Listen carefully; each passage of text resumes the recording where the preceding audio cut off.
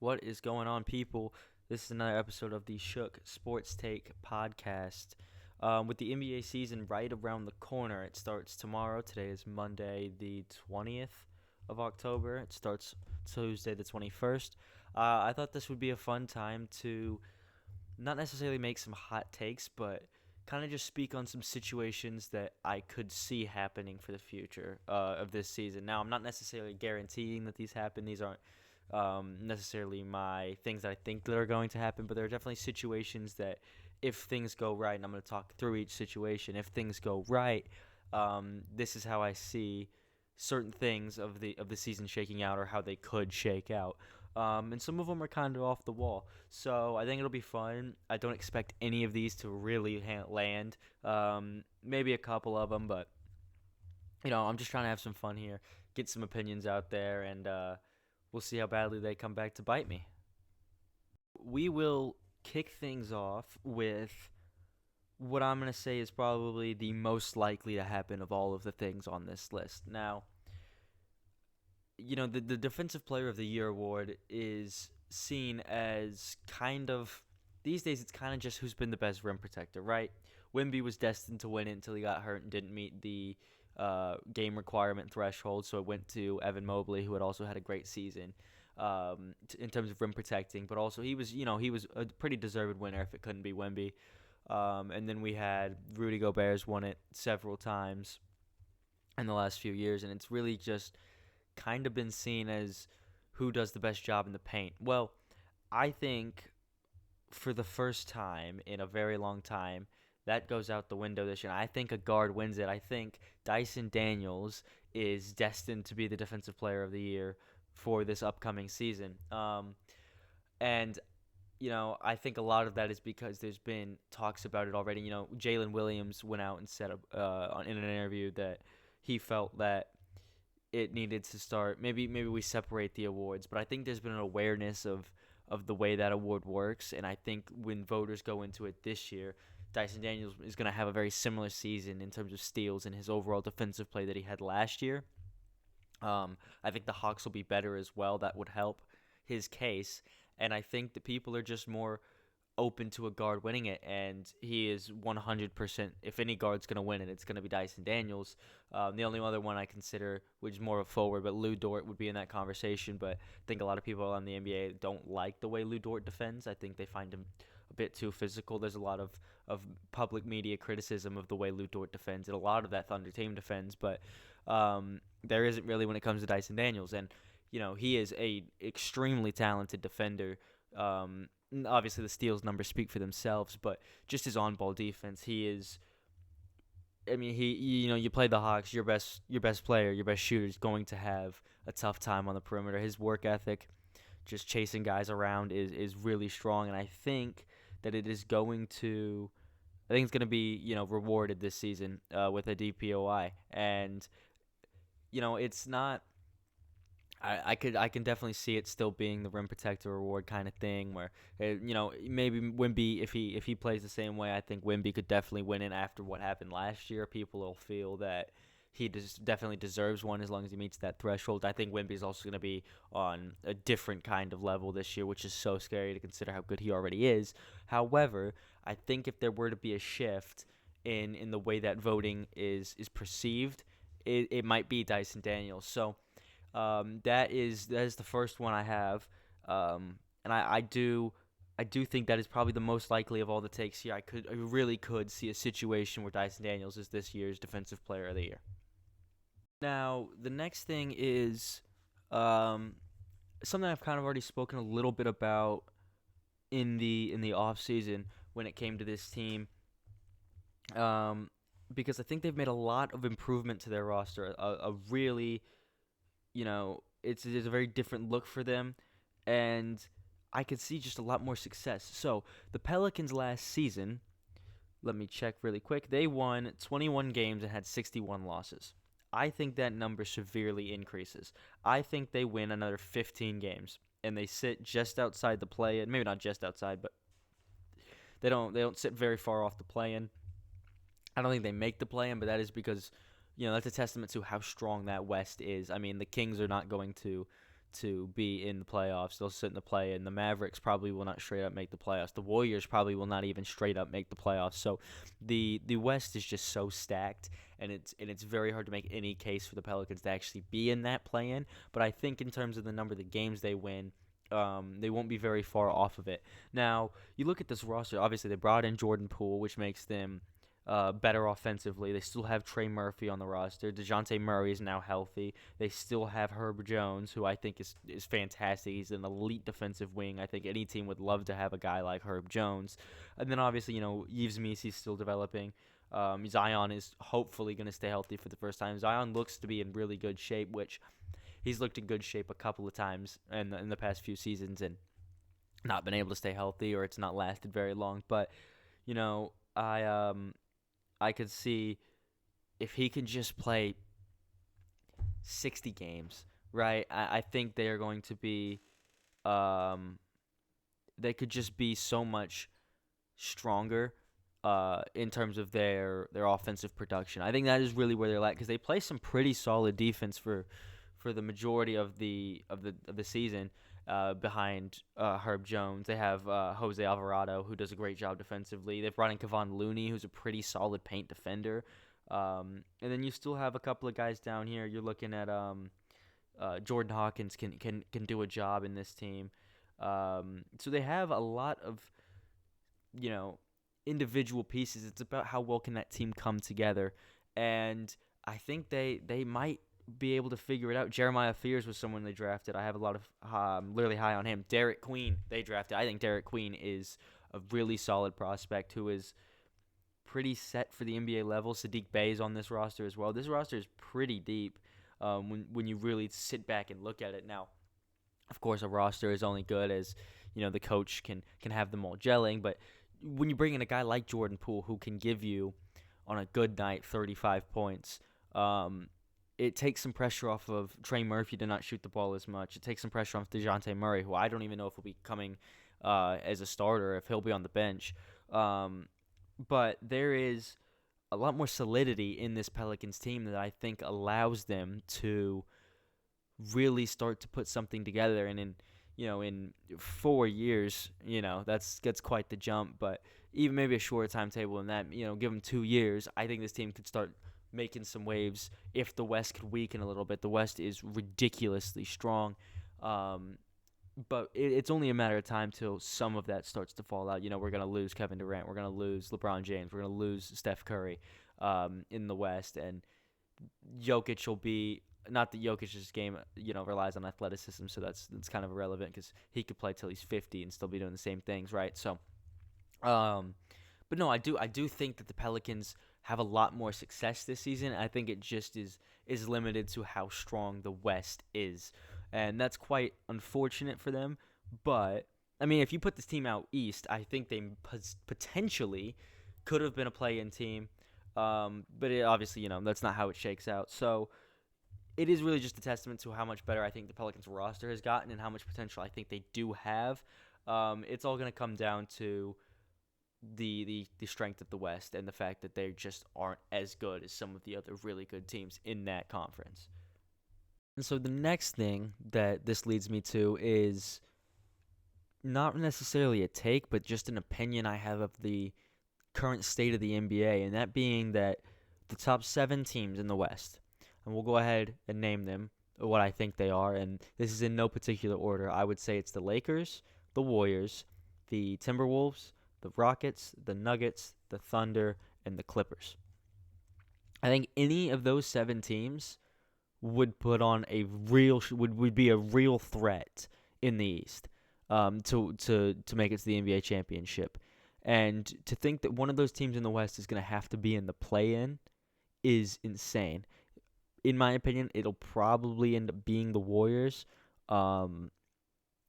But, we'll obviously see how it all plays out. But the fact that I think even the weakest team there, say it's the Warriors, right?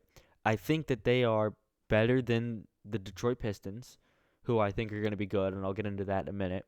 They are better than the Milwaukee Bucks, who have been declining. They are better than the Atlanta Hawks. They are better than the injured Celtics. They're better than the injured Pacers.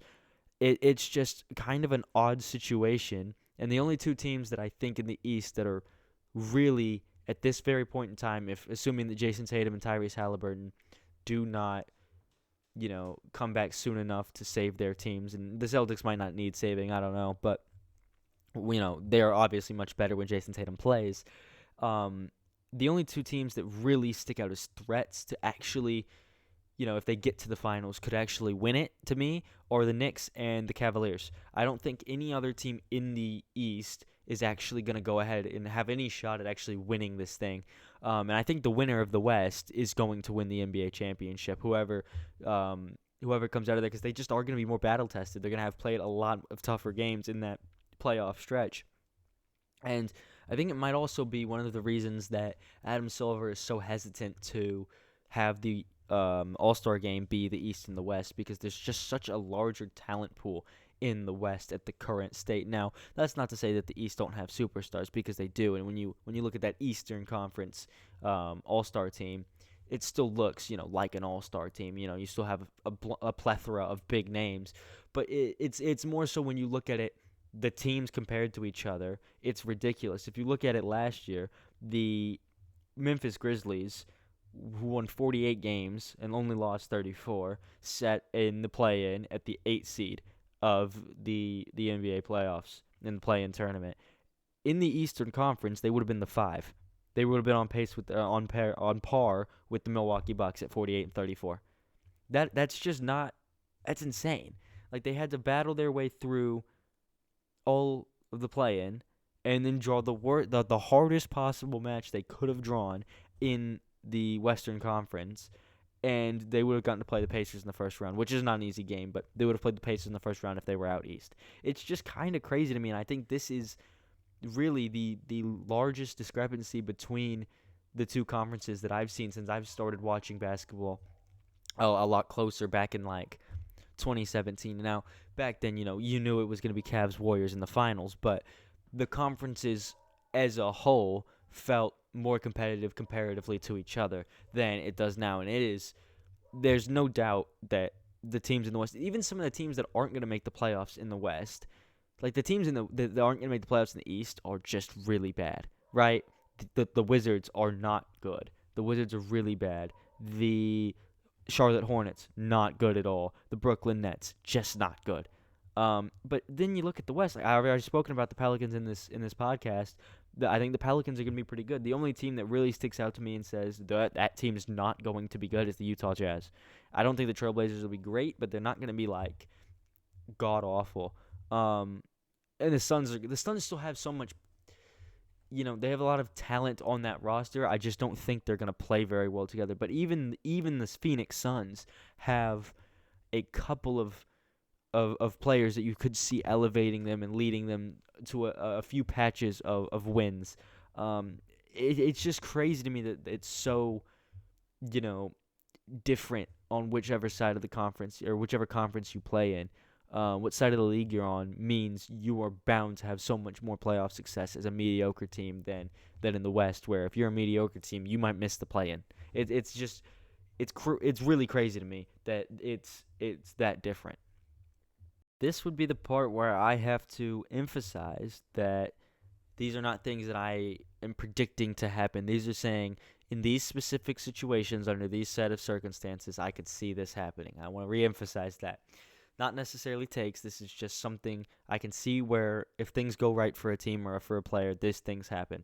Because this is where it starts to get a little out there. Now, I really do see a situation where at some point this season, the Lakers look at their roster and think, Luka's playing well, LeBron is still playing well, but we're not winning enough games because the depth of our roster is not strong enough. Outside of Dalton Connect and Jared Vanderbilt and, I'll give you Jake LaRavia is a good signing. They made him. Jackson Hayes is all right, but outside of that, we don't know what Marcus Smart's going to look like when he comes back. There's not a supreme amount of talent on this roster. And I just think that there's a chance that they might flip Austin Reeves in order to get a couple of pieces or get some picks and set themselves up to have those pieces next year. So if LeBron does come back for a farewell tour, they can really push to win themselves a ring. And I don't think Austin Reeves will be happy about it. I don't think Laker fans will be happy about it. But it wouldn't really surprise me now.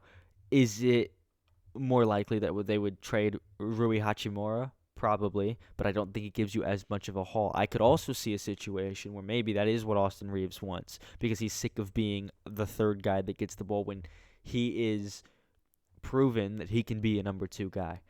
I don't know if it's all that likely, and I don't know who it would suit. Obviously, you'd have to see what team needs just a guy that could come in and give them 15 to 20 points a night. What team is just missing a scorer? And I think that would be where that situation would occur, that team comes and says, what is the chances we can get Austin Reeves? Is it likely? I don't think so. But I could see just something about it tells me there's a situation where I see Austin Reeves not being a Laker at the end of the year. And it is because I think the Lakers need depth, and I think the Lakers are in desperation mode because they want to win LeBron one more ring. They don't want to seem like they've failed LeBron James. And you also have to convince Luka, or well, I guess Luka already signed, but you have to keep Luka happy in terms of who's around him, right? And I think a large part of it, or maybe the easiest way to do that, without also because you have to think Austin Reeves has to be paid at some point as well, and I think that contract is going to be more expensive than the Lakers think, and I don't know, man. I could see it. I really could. This takes me into something that I really do see happening. I could definitely see both of these guys. We're going to go through 2 guys who I think are going to be all-stars. And I really do see a situation where both of these guys could make the team, or really can. And the first being Andrew Nembhard. Now, I don't think this is a super unpopular opinion. I think a lot of people are expecting him to be the most improved player of the year for this upcoming season, with what you have to assume is going to be an expanded role in the Pacer offense with Tyrese Halliburton hurt and Miles Turner no longer on the roster. And one of these guards is going to have to score the ball for the Indiana Pacers. It's that simple. Now, TJ McConnell's going to do it off the bench, but one of the starters is going to have to go and be a productive offensive player. And Andrew Nembhard at college was that guy. He can absolutely ball out. You watch his tape against Shea in the finals. Everyone knows the clip I'm talking about. I think he hit him with like 3 tweens, a side step, and a step back, and then shot it right in front of Shea's face and made it. He is very efficient on the offensive end. He can attack the rack. He can, shoot the 3-ball, and he gets to his spots quite well. His ball handling is superb, and obviously he continues to do a lot of good on the defensive side of the ball. So I think there's a very complete player in Andrew Nembhard, and I don't necessarily think this all-star selection would mean that he needs to improve his offensive game. It's more so, does he get the opportunities to showcase that side of his offensive game? And with Tyrese Halliburton not coming back till probably, at the very best, right around the playoffs. And I don't know if Benedict Mathurin stays on this roster. There's been rumors that he might not be on this roster. I don't really know how that shakes out. I don't think Aaron Nesmith is the guy that they're going to go to keep the ball in their hands. And Pascal Siakam, as great as he is, cannot do enough to carry this team. That's why the Toronto Raptors, after Kawhi Leonard left, struggled quite a bit because Pascal Siakam cannot carry a basketball team. As good as he is a fantastic offensive player. He's really solid on defense. However, he isn't going to be able to do it all by himself. And that's just the way it is. That's how it is in the modern NBA, really, outside of Giannis. I think that it is very difficult to carry a team these days. Even Steph Curry was struggling before they got him Jimmy Butler. So I think it's really a great opportunity for Nembhard to step up and showcase his offensive production. And I could see it, man. I really could see him in a selection where the guards are weak. If his numbers really do increase, like I expect them to, I could see him on this roster. And then the other one is more so that I'm just expecting a breakout year. and it's Jalen Johnson of the Atlanta Hawks. I sat and watched a fair bit of Hawk basketball last year, and Jalen Johnson is, first off, so much fun to watch. The guy is so explosive. He's one of the fewer guys in the league these days that every time he gets the ball, he's thinking, what is the easiest way to get to the rack? He is explosive. He's a freak athlete, and he's got a really great understanding with Trae Young on the easiest way for the Hawks to score points, and that is get the ball in Trae's hands and wait for Jalen to cut. Because Jalen, when he jumps, there's very few that can jump with him. He's a solid rebounder. He gets his own second chance points. He just is kind of a rarity, and it makes him very hard to defend in the way that he doesn't really play basketball that is replicated by anyone else. He's not quite Blake Griffin athletic, right? But he is just a lot of energy and a lot of hustle and obviously a lot of athleticism. So I think that leads to him being pretty successful. And I think with the addition of Kristaps Porzingis coming into this basketball team, there was going to be more opportunities for him to showcase his athletic ability, because I think there's going to be a lot of space, because I think Kristaps is going to space out this team a lot better than Clint Capella did. So it wouldn't really surprise me. I think this one's less likely than Nembhard, but I think the Hawks are going to be a lot better, and that's going to help out his case as well as it did Dyson Daniels on the Defensive Player of the Year front. And I just really could see him being an all-star. I just see him taking that next step. Maybe he, increases his ability to shoot. And he steps up on the defensive side of the ball, and those numbers start to show up. Or the Hawks, are starting to win more games, and it's become obvious that he is a big part of that. I thought he was starting to play some of his best basketball before that injury last year, right around April maybe. And I thought that was a reason that the Hawks didn't end up making the play-in or the playoffs. They made the play-in, they didn't make the playoffs. And I think if Jalen Johnson was healthy, that could have been a different story. But I'm a big Jalen Johnson fan. I think he is very, very good. And it'll be interesting to see if he can take that next step. And if he does he end up making the All-Star game? I think so. So while we are on the front of the Atlanta Hawks, this is something to do with how weak the East is, and I've already said that a million times today. I apologize. But they are. That is how it is. That's how the Eastern Conference is. I could see the Atlanta Hawks winning 50 to 55 games and sitting just around that 5 or even maybe the 4 seed. Now, a lot would have to go right for this to happen. Obviously, Jalen Johnson would have to take that next step. I think Porzingis would have to stay healthy, and we'd need more consistency out of Trae Young. I think if Trae Young can really just settle in on his scoring was so inefficient last year. If he could really just improve those numbers, right? And he starts shooting more consistent, maybe take less shots in order to, create a more steady and reliable offense for this Atlanta Hawks team, because there is no doubt that Trae Young is one of the best, if not the best passer in the entire NBA.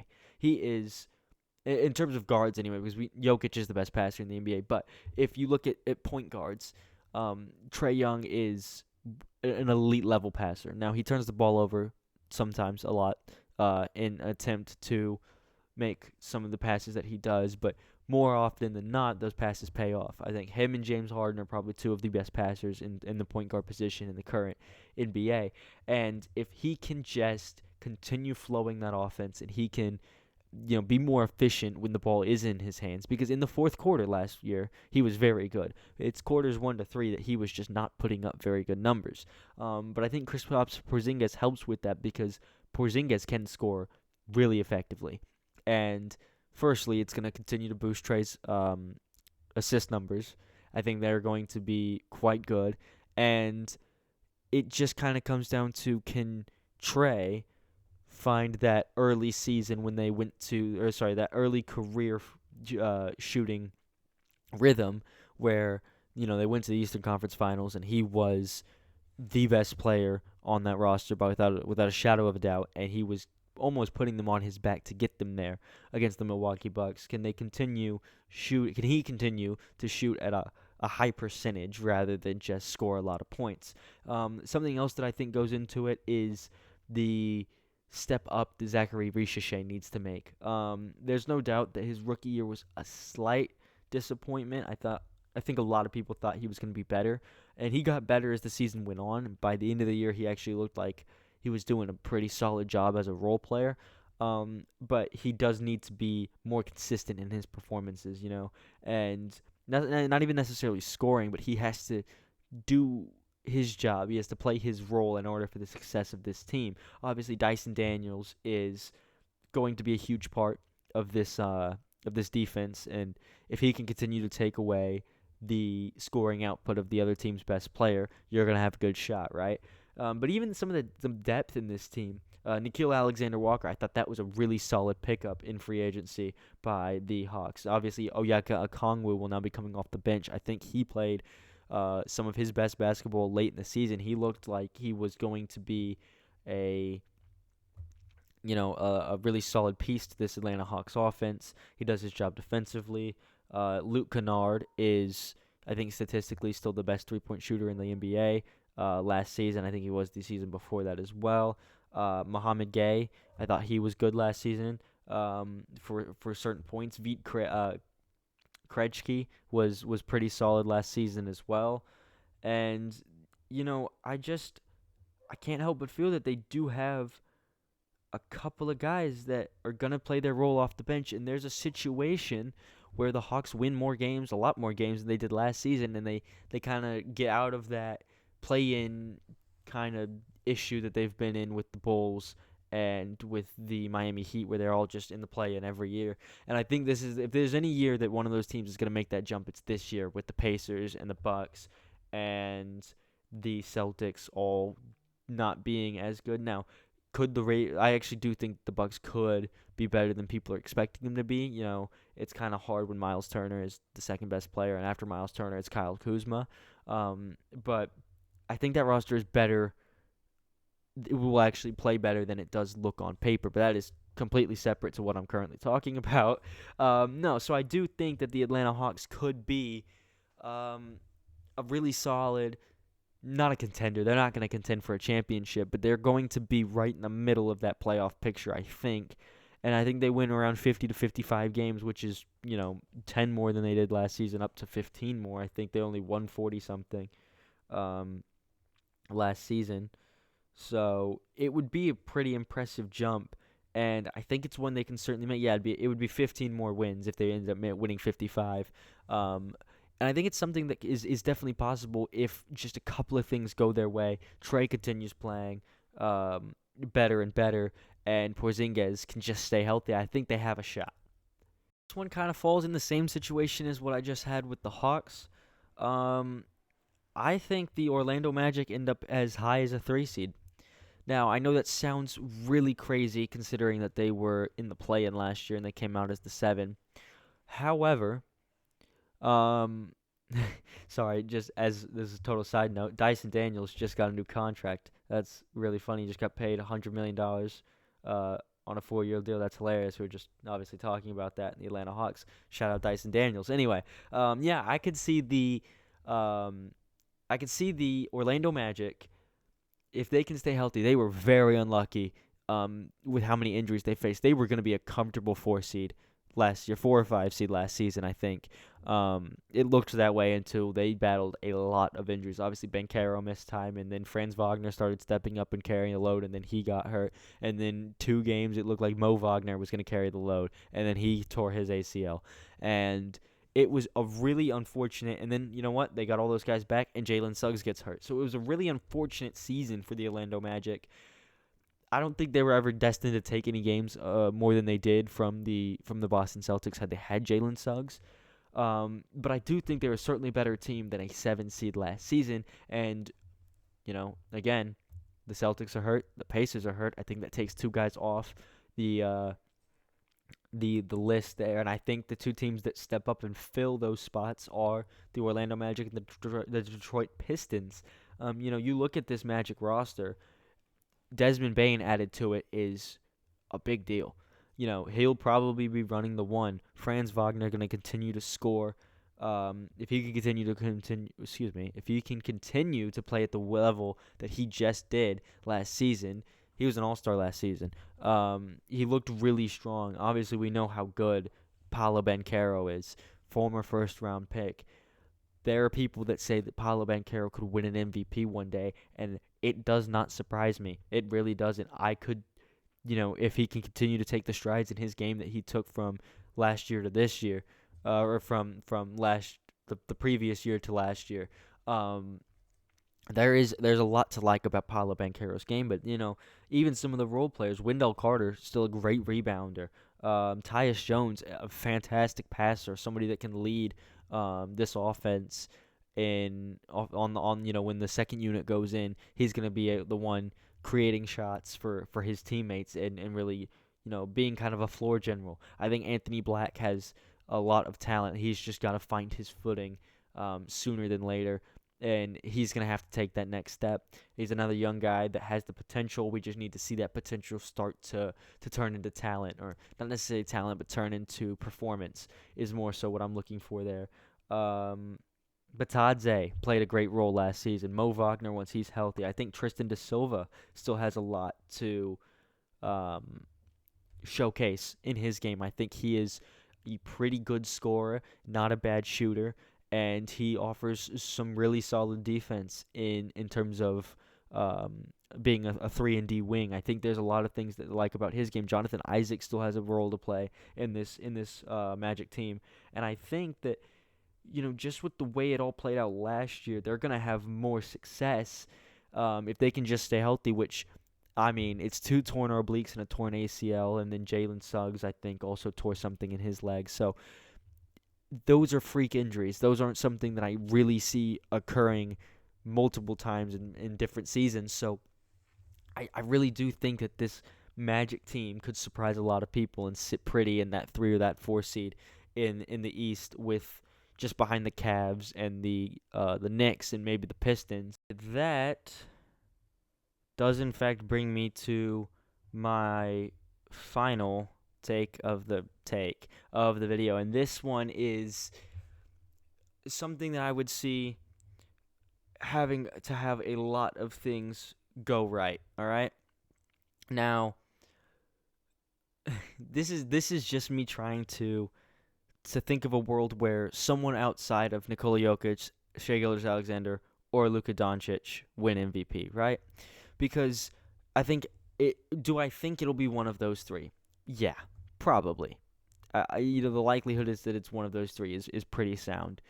But I was trying to sit and think when I was thinking of what kind of takes I wanted to add into this video. And I sat and I thought, who is another guy that I could see winning MVP? And there was a couple of names that came to me. Joel Embiid was one of them, and I thought that wouldn't really surprise a whole lot of people, I don't think, if he came back and played at the level that we know Joel Embiid can play and the Sixers look a lot better. Wouldn't be super crazy. I thought about Ant Edwards, but I don't think the Timberwolves are going to win enough games for the voters to vote for him. And that's kind of the only flaw that I see to this one as well, but I do sit and imagine a world where the Detroit Pistons make a massive jump in their play and they end up as a 3 or maybe even a 2 seed in the East, and they put it all together, and Cade Cunningham makes another massive leap in his game. I just could see a situation where Cade Cunningham wins the MVP, and maybe it's not this year, maybe it would be much more likely to happen next year, but I just really could see a situation where if everything were to go right for the Pistons, say they end up as a 2 seed, they battle really hard, and Cade ends up scoring 30 to 35 points a night on some ridiculous shooting averages, and Jaden Ivey gets healthy, and the Pistons put it all together, and he has a good cast around him, and they score a lot, they win a lot of games, and make a run in the postseason. Say they even get to the Eastern Conference Championship game, or championship games. I could see a world where Cade Cunningham is this league's MVP, and I just don't know if it's that likely, but there is something about it that when you really sit and watch, if you sit and watch the Pistons last season, you'll kind of see what I'm getting at when I say that there is no one more valuable to the team. If we take MVP at the base value, right, there wouldn't be anybody this season, maybe outside of Jokic or SCGA, but I think there's a world where voter fatigue hits both of them because people are sick of voting for the same guys, and Cade looks just as important to the Pistons' success as SGA would look to the Thunder's success, or Nikola Jokic would to the Nuggets. And I could see people seeing such a jump in somebody's performance and thinking that that is the reason he could win the award. And it wouldn't surprise me if something just clicked in Detroit. They won a lot of games. Cade makes that jump, and that's the way the votes swing. It would be extremely unlikely, and I think that it is going to take a lot of things to go absolutely perfectly. They would have to make a postseason run, which it's supposed to be a regular season award, but we all know that your performance in the playoffs can make or break whether you win the award. I just don't know. I mean, it's really out there, and I understand that. And again, I think it's more likely to be SGA again, or Jokic again, or the first time Luka wins it.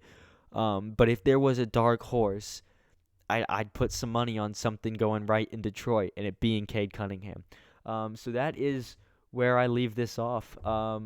Please feel free to let me know your thoughts. Call me crazy if you'd like. Obviously, like I said, they aren't things that I fully expect to happen, but they're just fun situations that I could see playing out this season, whether they're likely or not. But yeah, go ahead. Let me know what you all think.